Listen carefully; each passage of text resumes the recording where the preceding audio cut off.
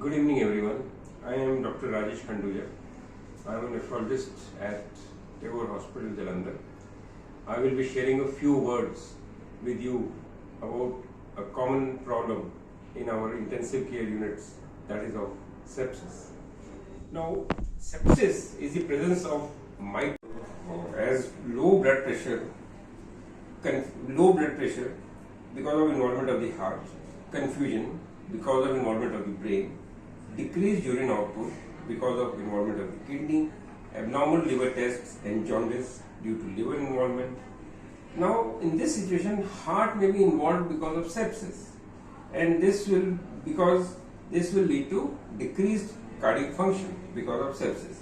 So, the combination of all these presentations cause progressively worsening status of the individual who needs management in the ICU.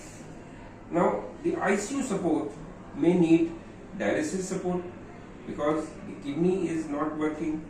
So, accumulation of toxins due to renal failure happens.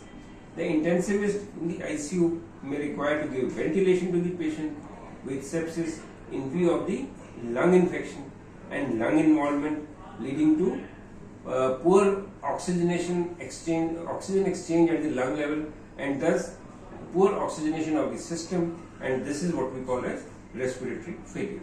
The intensivist in the ICU may also require to give ventilation to the patient with sepsis in view of lung infection and involvement of the lungs, leading to respiratory failure, which I have explained earlier also.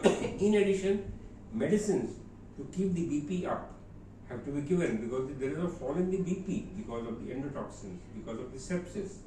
And if the BP is low, then the patient will deteriorate very rapidly. So in that, medicines to keep the BP up has to be given.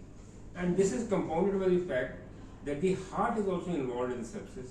So there is decreased cardiac function due to sepsis. And thus, this leads to widespread involvement of different systems because they will not get enough blood because the heart is not pumping appropriately. But apart from all this, the most important management in the ICU involves giving adequate, appropriate and hard-hitting antibiotics in adequate dosages to counter the microorganisms of bacteria, so that the effects of the bacteria can be countered and supportive methods are more effective. The supportive methods can counter the effects of the endotoxin, but the antibiotics will counter the bacteria. Thus, as we have seen, sepsis management is a multi-pronged management and a multidisciplinary approach has to be taken, which involves physicians, intensivists, nephrologists, pulmonologists, gastroenterologists and infectious disease specialists. I hope this small capsule on the sepsis will be enlightening for you all. Thank you.